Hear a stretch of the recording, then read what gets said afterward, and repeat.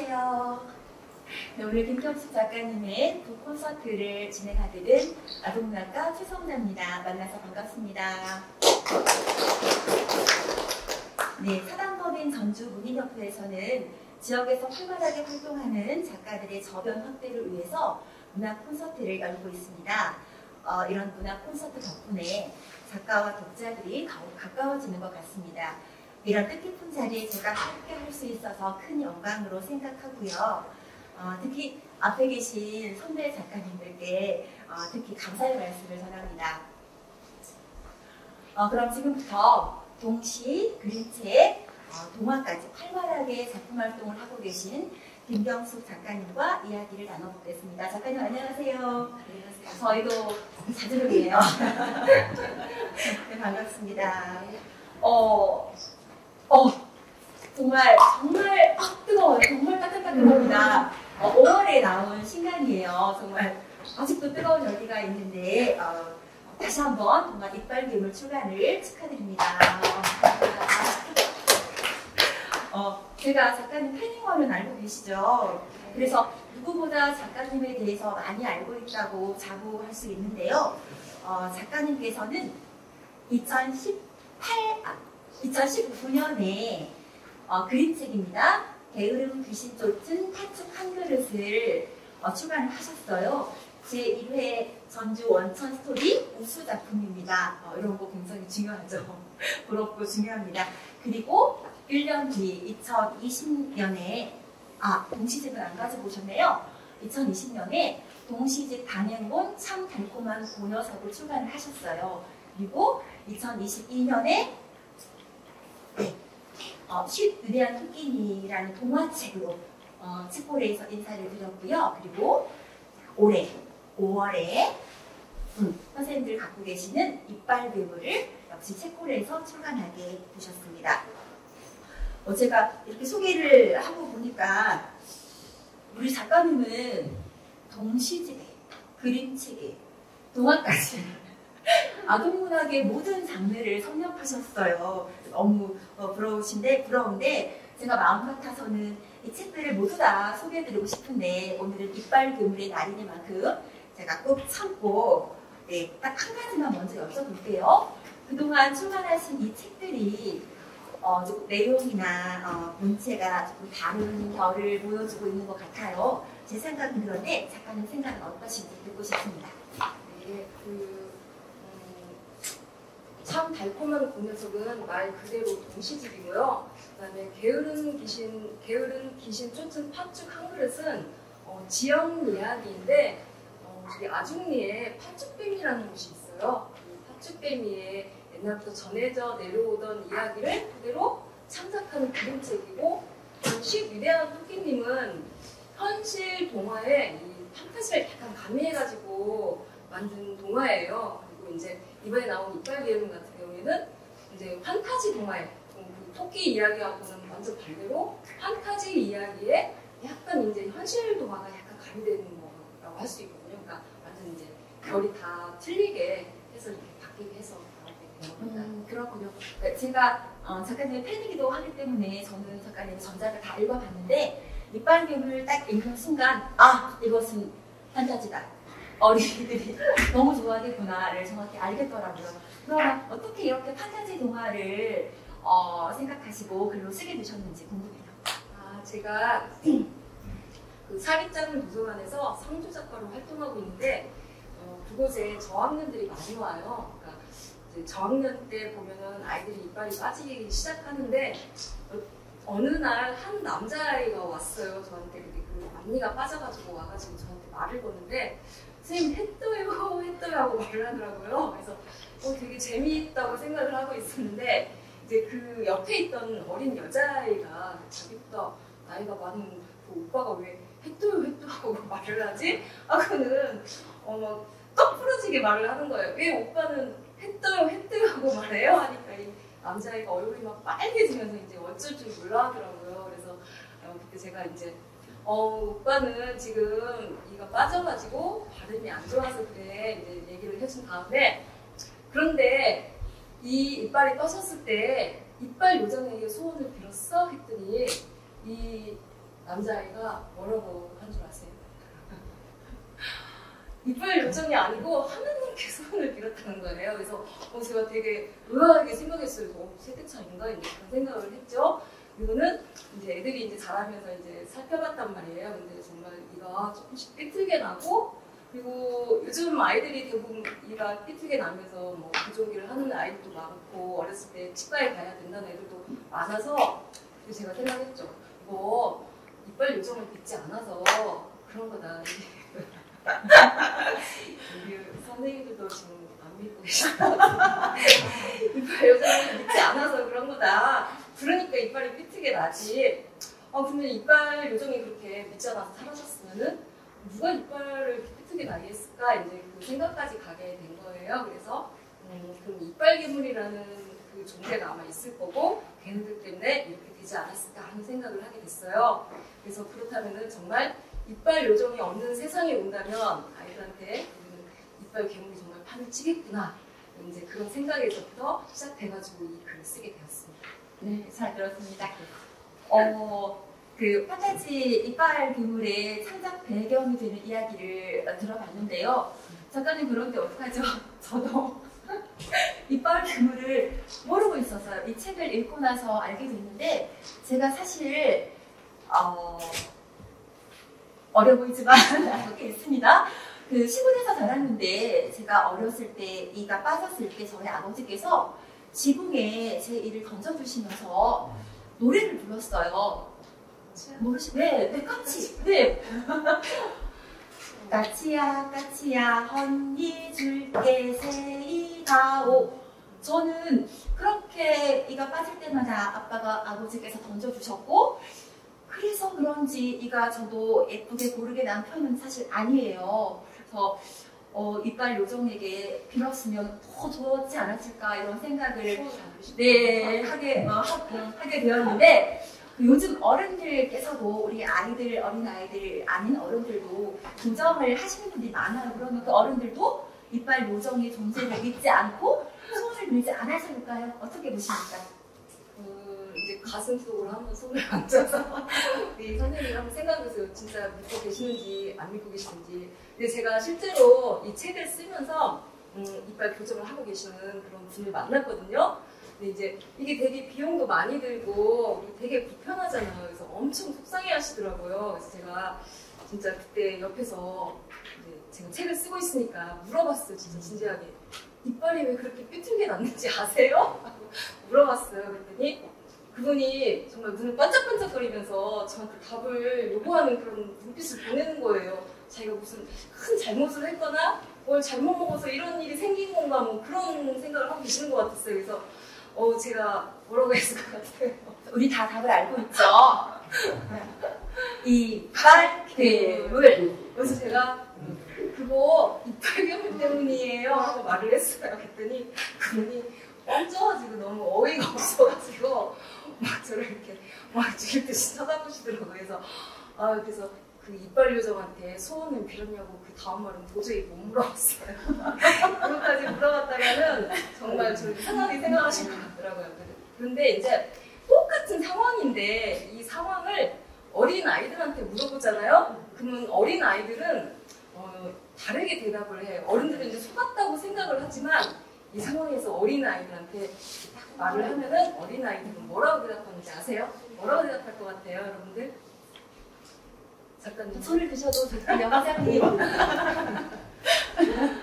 우리 어린이들은 거짓말이에요, 선생님 그러다 이제 제일 많이 나온 답이 뭐였냐면은 그러면 우리가 이빨 괴물을 잡아서 없애면 되죠, 선생님 이렇게 말을 하는 거예요. 정말 어린애들은 순수한 것 같아요. 거기다 대고 제가 자꾸 막 이빨 괴물 얘기를 하니까 제가 이제 막 거짓말쟁이가 되는 것 같은 그런 느낌이 들 정도로 아이들은 정말 순수한 것 같아요. 그래서 이제 이런 과정들을 거쳐서 제가 이제 책을 다 쓴 다음에 작가의 말을 이제 쓰는 부분에 제가 그 말을 써놨어요. 그래서 이런 경험을 토대로 제가 한번 읽어볼게요. 요즘 이가 삐뚤게나 교정기를 사용해야 하는 친구가 많아진 것 같아요. 왜 그럴까 하고 내가 정말 잠도 안 자고 오래오래 생각해봤는데 그건 말이죠. 이빨 괴물 때문인 것 같아요. 맞아요. 틀림없어요. 그렇다면 정말로 큰일이잖아요. 그래서 이 세상 어린이들에게 이빨 괴물의 정체를 알리기로 했어요. 제가 정말 비장하게 정말 이빨 괴물의 그 정체를 알리려는 그 사명감으로 이 책을 썼어요. 그래서 이 책을 쓴 목적이기도 한 것 같아요. 그래서 많은 어린이들이 왜 삐뚤게 났을까 생각했을 때 제 책을 읽어줬으면 참 좋겠다는 생각을 합니다. 근데 제가 작가님이 주먹을 불끈 쥐시고 읽으시는 걸 보면서 이빨 요정을 꼭 믿어야겠구나 지금이라도 이런 생각을 하게 됐고요.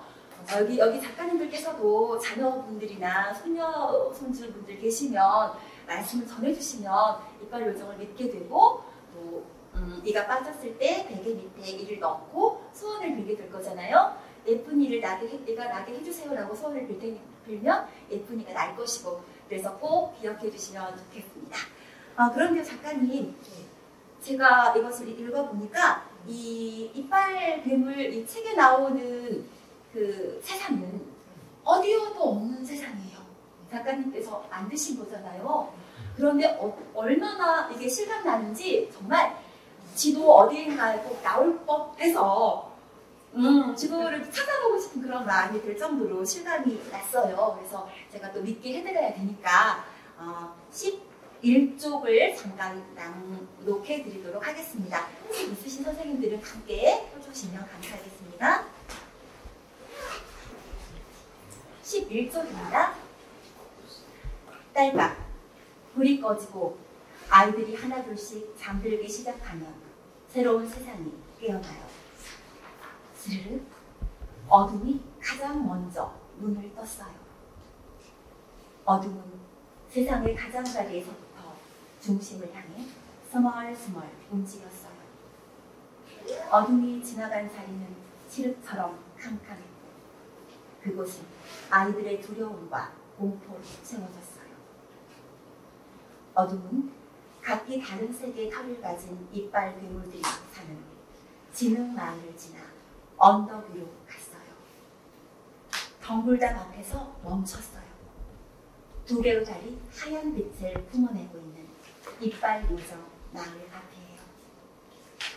나무 줄기를 엮어 만든 덩굴담은 이빨 요정들을 지키기라도 하는 것처럼 마을을 빙 둘렀어요. 어둠은 더는 앞으로 나아가지 못하고 바닥에 납작 엎드렸어요. 때를 기다렸어요. 빛이 사라지기를. 잠시 후 칠흑 같은 어둠 속에서 노란 불빛이 하나 둘씩 켜지기 시작했어요. 채 10개도 안 되는 소원이 어둠을 밝혔어요. 이빨 요정이 아이들에게 갈 수 있는 길이 열렸어요. 제가 지금 읽은 것은 챕터 1의 덩굴담의 시작 부분인데요. 여기서 어둠은 무엇을 뜻할까요? 이제 여기서 딸깍하는 소리는 그 불이 꺼지는 소리거든요. 저는 이제 아이들이 자려고 누우면은 그 세상이 연결된다고 봤어요.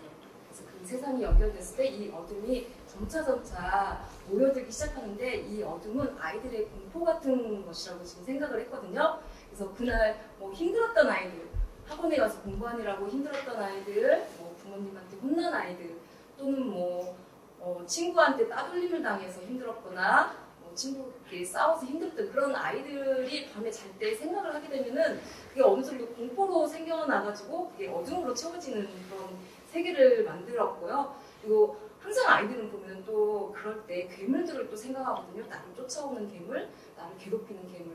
그래서 이제 그 세상에는 이제 괴물들도 사는 것이죠. 근데 항상 힘들었던 면만 또 아이들은 있는 게 아니잖아요. 그날 낮에 뭐 즐거웠던 일도 있고 뭐 정말 재밌게 놀았던 것도 상상하게 될 수 있는데 그런 것도 이제 나타날 수 있어요. 근데 무지개나 뭐 꽃 같은 걸로도 아이들이 상상할 수 있는데 그래서 저는 가운데 상징적인 의미로 이빨 요정 마을을 가운데 중심에 놨어요. 그래서 그곳은 밝은 생각을 하면 더 밝게 빛나는 빛이 될 수 있는 그런 공간이 된 거예요. 그래서 어떻게 보면 이 세계는 보이지는 않는 세계예요. 지도에도 안 나오고 그래서 우리가 상상해야만 되는 세계이기 때문에 이걸 어떻게 열심히 정말 고심을 하다가 만들어내는 세상이고 그것은 이제 아이들이 잠들기 시작하면은 모든 아이들이 꿈속에서 연결돼서 하나의 세상으로 나타나는 그런 세계로 봤어요. 그래서 그 세계에서 이빨견도 살아가고 이빨견도 살아가는 그런 세상이 펼쳐진 거죠. 그래서 어둠은 그런 의미가 있는 것 같습니다. 네, 그렇군요. 이제 좀 이해가 되는 것 같습니다. 그러니까 그 어둠마저도 우리가 알고 있는 그런 평범한 어둠이 아니고 아이들과 관련되고 아이들이 만들어낸 어둠이라고 생각하면 될 것 같습니다. 네. 그런데 작가님은 어떻게 이런 그 특별한 2차 세계를 만들 수 있는지 저는 너무 부럽고, 저는 판타지 동화가 너무 어렵거든요. 너무 궁금하고, 그래서 그 동화, 특히 판타지 동화의 소재나 그런 일반 동화의 소재, 구성 이런 것은 어떻게 하시는지 저에게만 살짝 알려주시면 좋겠습니다. 혹시 뭐 있는지 보이시나요? 여기? 여기요. 주름이 안 보여서 여기에 이것도 찾을 수 없네요. 이게 보면 자세히 네. 보면 여기에 네. 제 3의 눈이 있어요. 보세요. 3의 눈이 있는데 이게 제 비법이에요. 이제 여기 계신 선생님들도 그러시겠지만 작가님들은 좀 특별하게 세상을 바라보시잖아요. 근데 이제 특히 아동 작가님들은 더 보이지 않는 세상을 보기 위한 그런 눈이 좀 탁월하신 것 같아요. 심지어 이런 진짜 코한테도 말을 걸고, 꽃에 말을 걸고, 개미한테도 말을 걸고, 민들레한테도 말을 걸고 막 그러잖아요. 그래서 저도 이제 그런 눈을 가지기 위해서 여기다 이제 눈이 있다고 생각을 하고 보이지 않는 세상을 보기 위해서 많이 탐구하고 열심히 관찰하고 있습니다. 네. 알려주셔도 제가 여기다 수가 없는 비법을 교관이라고 알려주시면 여기다 이렇게 스티커 눈이라도 좀 네, 제가 아이들 작가님의 잘 사는 눈을 훔칠 수도 없으니 말씀하신 대로 스티커 눈이라도 열심히 붙이고 다녀야겠다고 생각을 해봅니다. 그러면 이 이빨 괴물을 읽은 독자들은 이미 알 수도 있을 것 같은데 작가님은 이 작품을 통해서 어떤 이야기를, 어떤 주제를 전하고 싶으신가요? 네, 여기에 보면은 이제 평범하지 않은 일을 가진 강한이라는 아이하고 이빨괴물 나라에서 살지만 여기서도 평범한 이빨을 가지지 않은 이빨괴물 별난이라는 그 이빨괴물이 나와요. 그래서 얘네들이 보면은 어떻게 보면은 그 자기들이 사는 세상에서는 다른 모습이잖아요. 그 다른 모습을 가졌기 때문에 따돌림을 당하고 비웃음을 당하거든요. 그래서 얘네들이 어떻게 여기를 헤쳐나갈까 이제 그런 생각을 하다 보니까 얘네들한테 필요한 것은 그냥 조그마한 용기더라고요. 뭐 큰 용기도 아니고 이 작은 용기만 있으면은 어떻게 이 세상이 변화될 수 있는지를 좀 알려주고 싶었어요. 그래서 우리 친구들 중에서도 용기가 필요할 때 이 용기를 가지면은 이렇게 세상이 변화될 수 있구나 라는 걸 좀 알아줬으면 좋겠고, 그리고 이빨괴물 제목이 이제 이빨괴물이잖아요. 그래서 이빨괴물이 여기서 어떤 역할을 하냐면은 이빨괴물은 영원히 살기를 원해요. 근데 아이들이 기억을 하지 않거나 잃어버리게 되면은, 이걸 생각하지 않게 되면은 이빨괴물의 존재는 사라지게 되는 거예요. 그래서 그런데 이제 이빨괴물은 영원히 살고 싶어지기를 원하니까 여기에서 이제 사건을 일으키게 되는 건데, 여기 나오는 이빨 요정도 우리 어린이들이 생각하지 않고 기억을 하지 않기 때문에 결국은 사라지게 되거든요. 그래서 저는 좀 우리 예전에 소중하게 간직했던 것들을 조금 더 기억해줬으면 하는 그런 바람도 있거든요. 그래서 그런 의미로 이 작품을 좀 읽어봤으면 하는 그런 생각으로 듭니다. 네, 아까 작가님이 주인공 강한이를 한번 언급해 주셨는데 이 친구가 주인공 강한이입니다. 그런데 보다시피 이빨이 삐뚤빼뚤하고 안 예뻐서 친구들에게 놀림을 받아요. 하지만 나중에 아까 말씀해 주신 것처럼 남과 다른 모습도 사랑할 줄 알게 되고, 그리고 가치 있는 것들을 지킬 줄 아는 그런 어린이로 변화를 합니다. 그래서 이 책을 통해서 그것을 전하고 싶으셨다고 저는 이해를 했습니다. 그럼 이번에는 작가님께서 직접 이빨괴물 중 본문을 읽어주실 텐데요. 18페이지를 읽어주시겠습니다. 여기 이제 할머니가 나오는데 좀 목소리를 읽어볼게요. 혹시 조금 부담스러우시면 나갑니다. 티티는 할머니 말에 귀를 기울였어요. 너도 알다시피 우리 요정들은 대대로 아이들의 헌일을 세의로 바꿔주는 일을 해왔단다. 빠진 헌일을 베개 밑에 두고 소원을 빌면 우리가 들어주고 힘도 거기에서 나오고. 네, 할머니 잘 알고 있어요. 방금도 그 일을 하고 왔는걸요. 그랬구나. 우리 티티 착하구나. 할머니는 깡마른 손으로 티티의 머리를 쓰다듬었어요. 그런데 이제 더는 우리가 필요 없나 봐요.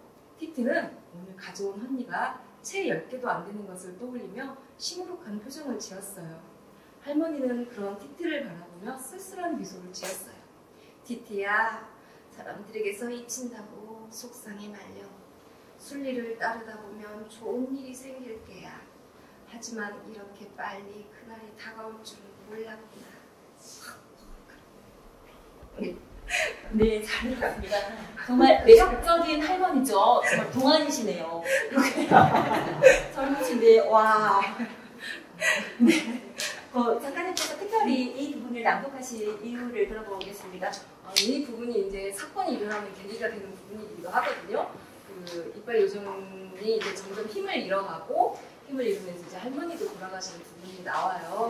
근데 이제 제가 이 부분을 선택한 이유는 할머니가 하신 말씀이 이제 좋아서 그랬거든요. 순리를 따르다 보면은 좋은 일이 생길 거라고 그 이빨 요정 티티에게 말을 해주는 부분이에요. 그래서 이 말이 그냥 좋고 어쩌면 이 말이 저한테도 막 깨닫는 말인 것 같아서 그래서 선택을 받습니다. 순리를 따르라. 정말 좋은 말씀이신데 보통 사람에게는 저한테도 그렇고 굉장히 어려운 일이기도 하죠. 그런데 작가님은 이미 순리에 따라 동시집을 내시고 그림책을 내시고 동화책을 연달아 내시고 순리에 따라서 이렇게 잘 살고 계시네요. 그런 의미에서 저도 순리를 따라가 보도록 하겠습니다. 자, 그리고 작가님이 낭독하신 부분에는 언급이 안 되는데 이 책을 읽다 보면 넓적 나뭇잎 가방 그리고 방불담 더듬이 불벌레처럼 국어 사전에도 나오지 않는 새로운 신조어 새로운 단어들이 나옵니다. 이것도 작가님께서 다 만드신 거죠? 네, 그 어린이들이 좋아할 만한 단어들이 뭐가 있을까 이제 항상 생각을 하거든요. 애들은 그냥 웃기만 이렇게 무슨 단어만 던졌을 때도 막 괜히 까르르 웃고 막 그러잖아요. 그래서 그런 재밌는 말들을 찾으려고 많이 노력을 했어요. 그래서 국어사전에 없는 단어들을 정말 혼자서 막 지어냈어요. 네, 작가님께서 이렇게 세상을 만드시고 단어를 만드시고 그런 덕분에 이빨 괴물이 훨씬 재미있게 어린 독자들에게 다가갈 수 있을 것 같습니다. 그럼 이번에는 제가 34쪽을 한번 읽어보겠습니다. 이라! 이빨 괴물들아! 지금 당장 돌아가지 않으면 너희들 이빨을 모두 깨끗하고 고르게 만들어버릴 테다. 결국 티티는 이빨 괴물들에게 경고하고 말았어요. 그동안 이빨 요정들은 이빨 괴물들의 모습을 바꾸려고 하지 않았어요. 이빨 괴물들 이빨이 제멋대로인 것도 다 이유가 있다고 생각했어요. 하지만 할머니가 돌아가셔서 슬픈 티티는 그것까지 생각할 여유가 없었어요. 그르르 이빨 괴물들은 움찔했어요. 깨끗하고 고른 이빨을 갖는다는 것은 이빨 괴물들에게는 커다란 수치였어요. 오늘은 그만 돌아가자. 귀르르 놀란 뾰족이가 냉큼 돌아섰어요. 이빨 괴물들은 왔던 덩굴담을 다시 넘으려고 우왕좌왕했어요. 별난이는 도망치면서 티티가 경고하는 말을 되뇌었어요. 티티가 반대로도 할 수 있는지 궁금했어요. 당분간은 이빨 요정 마을에 매일 와야 할 것 같아. 별난이는 혀로 이빨을 쓱 핥았어요. 반듯한 이빨의 감촉이 혀끝에 닿았어요. 작가님, 저는 이 부분을 읽으면서 이 내용적으로 이빨 괴물의 책 중에서 전환이 되는 부분이다라고 저는 생각을 했어요. 그래서 이 부분은 어떤 내용인가요? 이 가장 고민을 많이 했던 부분이기도 하거든요. 이 부분이 그 이빨 괴물이 아이들한테 가기 위해서는 그 이빨 요정 마을에 숨겨져 있는 문을 통해서 가야 돼요. 근데 이제 이빨 요정이 그 문을 숨겨놓고 있는 상태예요. 그래서 매일 와가지고 이빨 요정을 괴롭히는 부분이에요. 그때 이빨 요정이 화를 내서 벌을 줘야 되는데 어디까지 이빨 요정을 무섭게 만들어야 되는지에 대해서 고민을 했는데 전 진짜 무섭게 만들고 싶었거든요. 근데 출판사에서 이제 이빨 요정은 모든 아이들을 지금 사랑하는 그런 캐릭터거든요. 어떤 아이든지. 그래서 너무 그렇게 무섭게 가면 안 될 것 같다는 그런 조언을 하셔가지고 그렇게 무섭게 못 갔어요. 그래서 그러면 이빨 괴물이 어떤 걸 가장 싫어할까, 어떤 걸 가장 무서워할까 고민을 하다 보니까 이빨 괴물답지 않을 때가 가장 싫을 것 같았어요. 그래서 이빨 요정이 최고로 줄 수 있는 벌은 이빨을 반듯하게 만드는 걸로 이렇게 해서 만든 부분이고요. 근데 이 부분에서 이제 제가 더 이제 강조하고 싶은 부분이 뭐였냐면은 그 전에도 이빨 요정은 힘이 셌어요. 그때는 이제 우리 이제 믿었을지는 모르겠지만 저는 믿었거든요. 그때는 이제 이빨 요정이 힘이 셌었어요. 그때는 이빨 괴물들을 어떻게든지 바꿀 수 있는 그런 힘이 있었던 시대거든요. 그런데도 불구하고 바꾸지 않았어요. 그 바꾸지 않은 이유가 뭐냐면은 이빨 괴물도 그렇게 생긴 이유가, 무섭게 생긴 이유가 다 존재의 이유가 있다고 생각했기 때문이에요.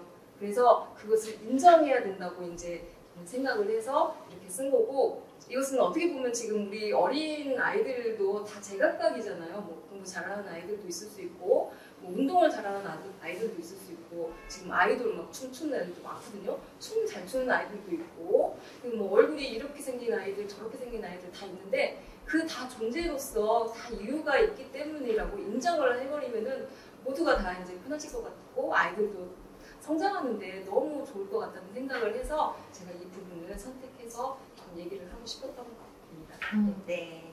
그러니까 작가님께서 낭독해주신 부분이 그런 뜻이 있었네요. 이렇게 작가님께서 매 순간 고민을 하셔서 그런지 작가님의 작품에 있는 캐릭터들은 항상 살아서 움직입니다. 그래서 아이들이 좋아하는 것 같고요. 그리고 물론 책을 내신 게 처음이 아니고 4권째이신가요? 저 몰래 내신 게 있나요? 네, 따져보면 네. 5권. 5권이신가요? 네. 죄송합니다. 그때마다 반응들이 또 궁금해요. 특히 이번 책은 주변에서 어떻게 말씀해 주시나요? 이번 책 같은 경우에는 지금 제가 책을 딱 줬을 때 처음 하시는 반응들은 와, 그림 좋은데? 그림 너무 멋지다, 이런 반응들을 보여주셨어요. 네, 이 그림책 작가가 한남희 작가예요. 한남희 그림책 작가인데 이번에 2025년도에 볼로냐 라가치상에서 크로스 위너로 상을 받으셨어요. 그래서 되게 잘 그려주셨더라고요. 제가 운이 좀 좋은 것 같아요. 그래서 모든 분들이 처음 반응은 그러셨는데 좀 읽어봐 주셔서 그래 좋았다라는 말도 듣고 싶고, 또 조금 아쉬운 부분이 있다면은 그런 부분에 대해서 좀 조언도 좀 해주셨으면 하는, 격려도 좀 해주셨으면 하는 그런 바람이 있습니다. 아니, 그리고 되게 말씀하세요. 그리고 진짜 변한 건 아무것도 없어요. 책을 내면 엄청 유명해질 것 같고, 그런 거는 진짜 처음 책 냈을 때 그때도 맞고, 지금은 되게 바빠진 것 같아요. 책을 내면 항상 저만 바쁜 것 같아요. 그래서 사람들은 냈어 이제 이 정도고, 저는 막 제 책을 알리기 위해서 홍보하느라고 바빠지고, 그래서 여기 자리도 지금 오늘 오게 된 것 같습니다.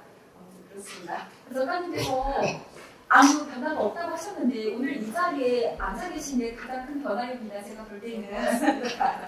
네. 그리고 그 작품에 대한 이 피드백을 그림 피드백은 들어보셨는데 작품에 대한 피드백은 아직 들은 게 없다. 서운하다. 이런 의미로 말씀하셨는데 제가 그렇게 책이 좋다, 너무 좋다, 마음에 든다라고 말씀을 해드렸는데 잊어버리셨나 봅니다. 제 팬이라. 네, 제가 네, 팬입니다. 앞으로 작가님의 계획을 듣고 싶어요. 네. 저는 재밌더라고요. 판타지 동화가.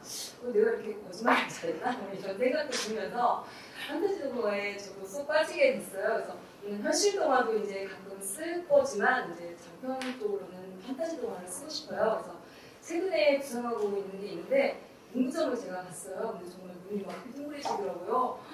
뭐 알록달록하고 막 아기자기하고 막 이것도 먹고 싶고 저것도 먹고 싶고 막 이게 엄청 많은데 도대체 우리 아이들은 저걸 어떻게 참지? 저걸 어떻게 돈 없을 텐데 저걸 어떻게 참고 문구를 사지? 막 그런 생각이 들더라고요. 그래서 아 이거 가지고 한번 판타지를 써봐야겠다. 그 참고 아이들의 그 심리를 이용해서 꼭 사고 싶은데 그 참아야 되는 그런 욕구를 가지고 써봐야겠다 하는 그런 계획을 하고 있고 지금 구상이 다 끝났습니다. 다들 아셨죠? 알게 되셨죠? 다음 김경수 작가님의 동화는 문구점 소재인 판타지 동화인 것을 알게 되었습니다. 선기문서를 해도 괜찮으시겠어요? 네. 근데 저도 문구점을 자주 가는데 저는 한 번도 이걸로 글을 써봐야지 이게 글감이 되겠네? 이런 소재 재밌겠네? 라고 생각해 본 적이 없고 단순히 그걸 사러 가거나 이게 작가님과 저의 차이인 것 같습니다. 제가 앞으로 부단히 노력을 해보겠습니다. 네, 마지막 질문 드릴게요. 작가님께 동화는 무엇일까요? 동화는 항상 이렇게 어려운 질문이에요. 동화가 무엇인지 제가 쓸 때도 이걸 왜 이걸 쓰고 있지 이제 그런 생각을 많이 하기도 하는데 저한테 동화란 의사소통인 것 같아요. 제가 이제 아이들하고 많이 있다 보니까 아이들하고 대화하는 게 편하더라고요. 사실은 어른들하고 대화하는 게 더 힘들어요. 저는 그 어른들이 하는 그 말을 그 어려운 단어들을 이해를 못할 때가 있어요. 근데 아이들이 하는 단어는 정말 너무 쉽고 재밌고 유쾌해요. 그래서 아이들하고는 이게 의사소통이 되더라고요. 그래서 이것은 어떻게 보면 제가 아이들하고 이야기할 수 있는 의사소통할 수 있는 도구이고 내가 그 아이들한테 내가 너희들의 말을 이해하고 있다. 내가 너네들의 말을 너희들의 생각을 알고 있다. 우리는 같은 종족이다. 뭐 그런 걸 표시하는 그런 도구인 것 같아요. 제 동화는. 네. 작가님에게 동화란 어린이와의 의사소통, 즉 어린이와 대화를 나누는 것이라고 생각할 수 있겠네요. 그리고 지금 작가님 말씀하신 것에 제가 증인입니다. 정말